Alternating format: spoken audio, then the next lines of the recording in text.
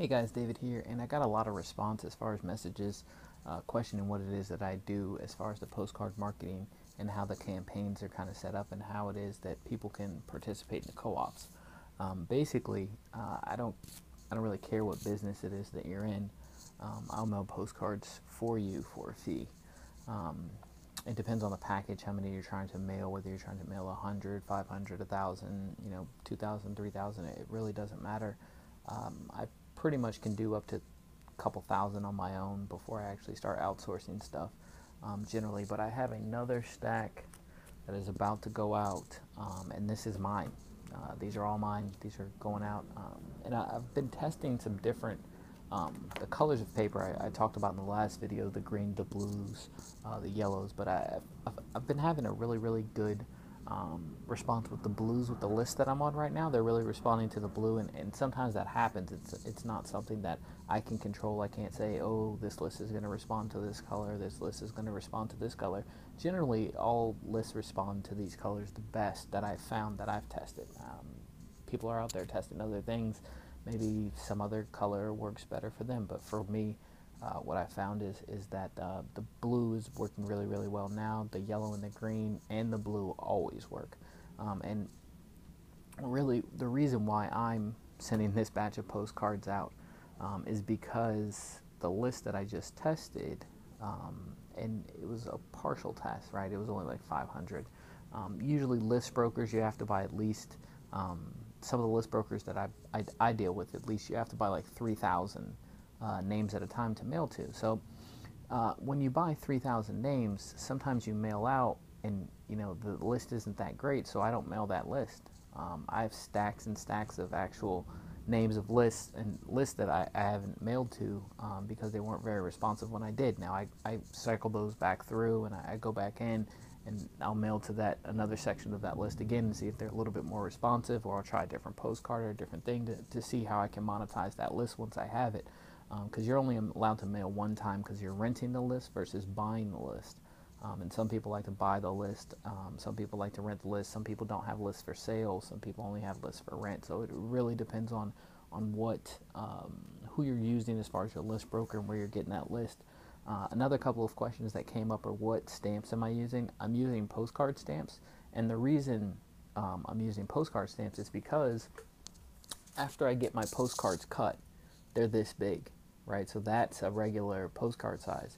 I know some people like to mail the oversized ones, and I found that the response rate doesn't really justify the bigger expense, right? Because with that one, these are like 49 cents or something like that, and then the other ones are like 37 cents or 35 cents, something like that. So it's roughly like a 10 cent, 11 cent difference between mailing the bigger postcards where you have to use a standard stamp versus a postcard stamp. So that can really add up, especially when we're talking about a couple thousand. That difference is it can be tremendous, or it can be the difference between you being able to mail postcards on a regular basis, or you just mailing out a bunch and then having to take a break because you have to wait for that money to come back in. Now, like I was saying, these are going out for me. Now, the reason why I'm sending so many out is I've been testing a couple of lists, and one list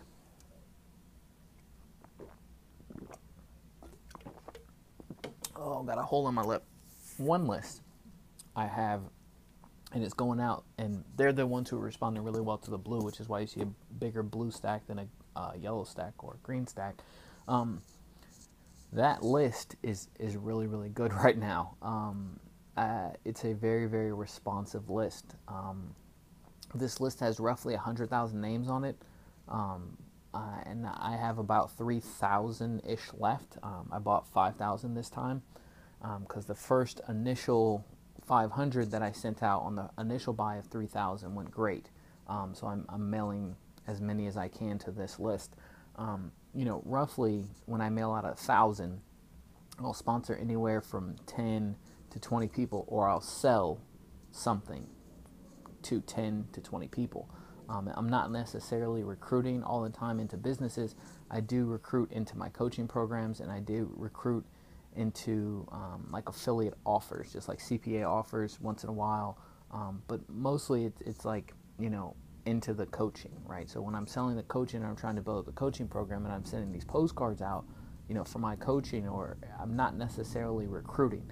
So a lot of people are like, well, how many do you sponsor? I'm not always trying to sponsor people. The coaching that I actually do is very lucrative. So if you don't have a coaching program and you need some help setting that up, I can help you set up a coaching program. But a lot of the money that I make is from coaching, it's from teaching. That's why it's so easy for me to get on camera and teach you guys what it is that I'm doing, because I'm out there doing it and then I'm out there teaching it. So that's a different type of learning. When you learn for a test or you learn for something like that, that's different than when you learn to teach, So, and another thing is I'm not just teaching it. So if I was just like, oh, yes, go do this, go do that, and then, tell me how that went. I don't have to do that, because I know how things are supposed to be going and what we're supposed to be looking for, because I'm in the trenches as well. But when recruiting, it's anywhere from 10 to 20, and when you're selling something, it's usually anywhere from 10 to 20. And the list and the price point do make a huge difference. You can go out there and you can rent lists, or you can buy lists or whatever, and that list that those people bought, if it's a buyer list, again, we're talking about the two different lists. There's seeker lists and buyer lists, and there's a reason to target both. But if it's a buyer list and we say, hey, you bought a $99 program, and I have a $99 program, that's not too much of a leap, right? They've already said that, hey, I'll buy $99. But when you say, hey, I have a $99 program or offer, and they bought, previously a $15, $20 thing, that jump sometimes is too much. So you want to make sure that your list, if you're buying buyer's list, and another reason why I go for seeker lists as well, but one reason why I go, when you're going for a buyer's list, you want to make sure that what you're selling is in the neighborhood or the ballpark of what it is that they're selling. If you go $20 and you find a list for selling something for $20, that can convert really well. When you jump up in price or jump down in price even, and that was actually surprising to me. At one point in time, I was, nickel and diming it. I was selling the $7.99 offers and the $10 offers and the, $10 ebooks and whatnot. And when I was selling that stuff, and I was like, okay, well, I'm trying to sell a bunch of these, so why don't I go out and I buy a buyer's list of people who bought $99 things or $100 things. For sure, they'll just buy a bunch of these $7 things. And it didn't work out like that. What happened was I sold actually less than I normally would. And then with the same list, I switched the offer, right? I mailed part of the list, and I only mail once because that's all you're allowed to do. So I mailed part of that list with a little cheap offer, and it didn't convert very well. So then I switched up, and I found another offer that was near the price point of the offer that they bought on to get on this list, and boom, it worked out. So you're really looking for about 0.5% to 1% in return based on your mailing list. So you actually have to make sure that what it is that you're mailing actually covers the cost of all of this stuff. The printer and the computer, you don't really have to keep paying for that, but the paper, the ink, the mailing list itself, and then the postcards, you do have to keep paying for if you're going to continuously mail, and you need to mail on a regular basis for this to even work, right? If you're one of those people who are like, I'm going to mail 500 and then I'm going to reinvest that money, it doesn't work like that. 1%, 0.5% to 1% is based on 1,000 postcards. You can mail out 500 and get nobody, right? You can mail out 750 and get nobody. You can mail out 900 and get nobody. And then you get 10 buyers, with that last 100 up to 1,000. Or you can mail nothing, and you can mail and get nothing on a couple thousand, and then you hit a good list, and then that makes up for what it was. So it's on average. It's not necessarily going to be directly across like, oh, I mail out 100, I should get, one person in. It doesn't really work like that. And that's why the whole scaling up your business thing, when people start talking about, I'm gonna mail out this many, or I'm gonna. Oh, sorry, I got a set of rings back here to actually work out a little bit during the day, and that was the strap. Sorry about that. So it doesn't necessarily work. You have to be consistent. You have to say, hey, I'm gonna mail a couple hundred, a day, or hey, I'm gonna mail a couple hundred a week or a month or whatever it is. But you have to be consistent in what it is that you're doing, or it can never work out. If you're looking to sponsor 10 people, mailing out 1,000 postcards is kind of a surefire way to do it. But you need to mail out 1,000 postcards. You can't mail out 300 or 400, get no response, and then give up. And that happens sometimes. So we need to make sure that we're mailing on a regular basis.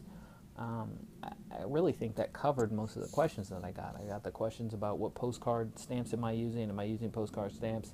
The bigger postcards don't really convert as well. I'm trying to think of everything. I didn't write it down. Usually I write things down and then I go over it a couple times and then I make a video, but I'm kind of pressed for time. I got some clients coming in that I'm going to have to take care of in a second. Now, I don't do hair or anything. I welcome them, get coffee, etc. So I think that's it, guys. So you make sure that you're mailing out. Contact me if you want me to actually mail for you. Now, the postcards that I make I have some generic postcards, and I have some postcards that are kind of geared towards me. So with my postcards that I mail out for me, they're geared towards me. Other postcards are more of a generic nature, where I just substitute the actual website and 1-800 number if you're running one. Suggest you do. And then I can just substitute those things or flip those things out and actually get you guys to sponsor people. It's not really hard, and you can sponsor people into anything, or you can sell pretty much anything through this. It's just about mailing enough. That's kind of what happens with solo ads, but right now what I'm finding is, and I'm still doing solo ads, like I have a 1,000-click solo ad going out today or tomorrow. I would have to log on and see, but I got another 1,000-click going out. So it's not that I've given up on solo ads or anything like that. It's just when I find a good list, I mail the hell out of it immediately. So over 1,000 postcards here going out, because each piece of paper is 4 postcards, right? So you see these stacks, and it may not look like 1,000 pieces of paper, and that's because it's not. Each one of these pieces of paper is 4 postcards, so it's 4 times all of these pieces of paper. But you need to be mailing, in my experience, you need to be mailing at least 250 a week, 300 a week to actually start getting traction. After a couple of weeks, you start getting a few sales, and the sales will start coming in or whatever. It usually takes a little while, depending on how you're mailing, when you're mailing, and your list responsiveness. The number one thing is not really your offer in this case. Economics is the most important part of a business, but for this, the most important part of this actual business is getting a good list. So I think that's it, guys. I hope this helped you guys out, and I hope I answered all of those questions. If you are looking for someone to teach you how to do all this, you're looking to get coached, you're looking to actually sponsor people, or you're looking to join a business and you're looking to actually make money online and that type of thing, just go visit the website, click the link below. Remember to like, comment, and subscribe to the channel, and I appreciate you guys. See you in the next video.